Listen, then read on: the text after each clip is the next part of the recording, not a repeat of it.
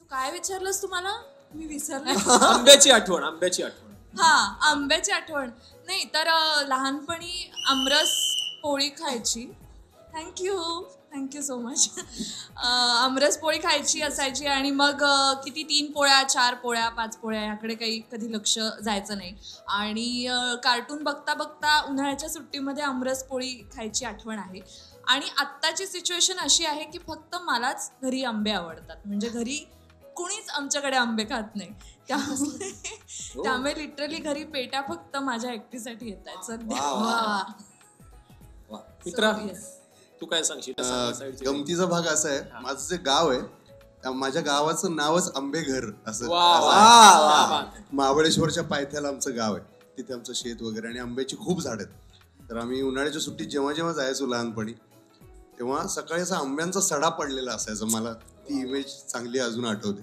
आणि मग सकाळी आम्ही शेतात निघायचो आणि आंबे भरून घेऊन यायचो पोत्यातून आणि घरामध्ये बादल्यांमध्ये पाणी घेऊन ते आंबे असे 2-3 बादल्या भरून आंबे दिवसभर घरात असायचे आणि घमघमाट सगळा घरामध्ये आंब्याचा असायचा. आणि दिवसभर आंबेच खात राहायचो आम्ही उन्हाळ्याच्या अख्ख्या सुट्ट्यांमध्ये. तर अशी आठवण आहे आंब्यांची.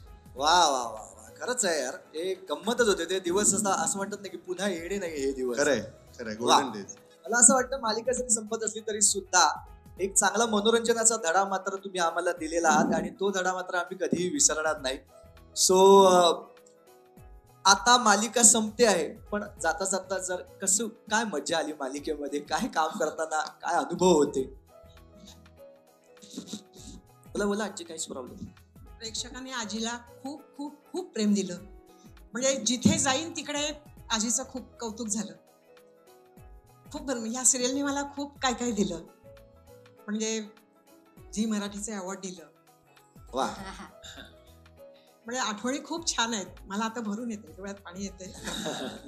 म्हणजे हे अजून चालायला हवं होतं. मला वाटलं नव्हतं इतक्या लवकर सिरियल बंद होईल म्हणून. अजून खूप 1-2 वर्ष चालली असती तर मला खूप आनंद झाला. कारण तेवढंच लोकांचं प्रेम मिळालं असतं.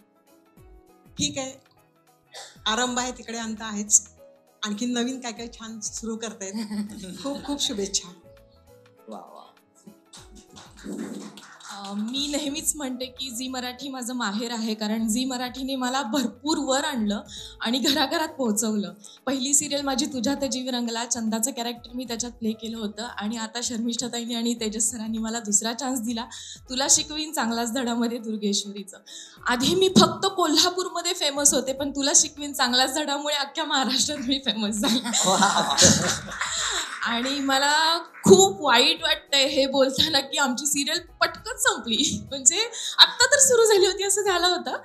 पण होप सो अजून चांगले चांगले प्रोजेक्ट्स घेऊन येतात आमचे सर आणि मॅम. आणि होईल, सगळं छान होईल. Thank you so much. वा वा वा वा वा.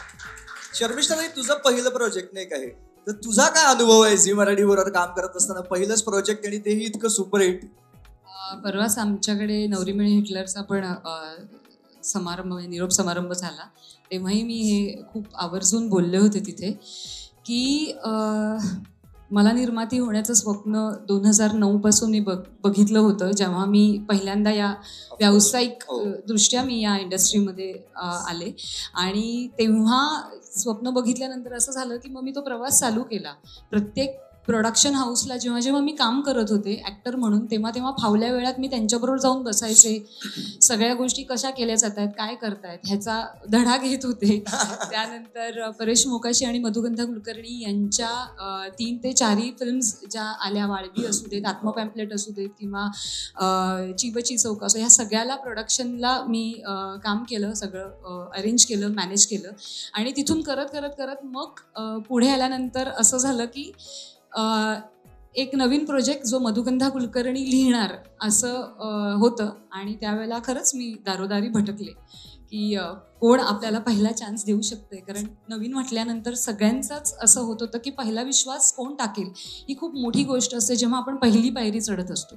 आणि ती पायरी चढताना झी मराठीने खूप मोठा हात दिला आणि त्यामुळे मी ती पहिली पायरी चढले आय होप मालिका एवढी चालली याचा अर्थ आणि लगेच दुसरी मालिका सुद्धा झी मराठीकडनंच मिळाली. त्यामुळे आय थिंक मला असं वाटतं की तो मी विश्वास आम्ही सार्थ करून दाखवला. त्यामुळे दुसरी मालिका पण मिळाली. दुसऱ्यानंतर हे तिसरं प्रोजेक्ट सुद्धा झी मराठीनेच दिलं. तर हा सगळा प्रवास आहे. आणि जसं मी मगाशी म्हटलं की अंधारमायाच्या बाबतीत सुद्धा तसं तुला शिकवेन चांगला धड्याच्या बाबतीतही होतं. ईच अँड एव्हरी मुमेंट मी काय तेजस काय आम्ही ती जगलोय. आणि झी मराठी खरंच माहेर आहे. कारण अभिनेत्री म्हणून सुद्धा मला झी मराठीने उंच माझा झोका असू दे, जुळून येती रेशीमगाठी असू देत, किंवा फुबाई फू असू दे, खुपते तिथे खुपते, असे अनेक शोज होते की ज्याच्यातून मला अभिनेत्री म्हणून पुढे येण्याचा वाव आणि संधी मिळाली. आणि आता जेव्हा मी दुसरं पर्व माझं आयुष्यातलं चालू केलं तेव्हा त्यातही झी मराठी आहे. आणि झी मराठीबद्दल अजून एक महत्त्वाची गोष्ट मला खूप सांगायची आहे की झी मराठीवर मी ज्युनियर आर्टिस्ट म्हणून पण काम केलेलं आहे. अभिलाषा नावाची मालिका होती ज्यात मी 500 लोकांच्या घोळक्यामध्ये ज्युनियर आर्टिस्ट जे असतात ते हिरोईनच्या मागे एखादं वाक्य बरं बोललं जातंय म्हणून पुढे येऊन मग ते एक वाक्य देणं. सो तिथून तो प्रवास अल्फा करंडक एकांकिका स्पर्धा, त्याच्यानंतर ज्युनियर आर्टिस्ट, त्याच्यानंतर आर्टिस्ट आणि ते निर्माती, हा सगळा प्रवास मी झी मराठी बरोबर केला. त्यामुळे खऱ्या अर्थाने जसं आता दीप्ती म्हणाली की खऱ्या अर्थाने माहेर आहे माझं.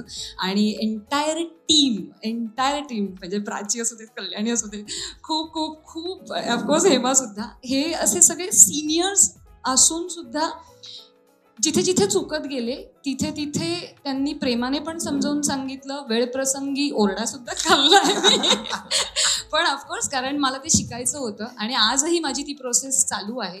त्यामुळे जशी मी शिकत चालले तशी तशी मी हळूहळू एक एक स्टेप पुढे घेत चाललेले. त्यामुळे झी मराठी तर म्हणजे I love you Zee Marathi.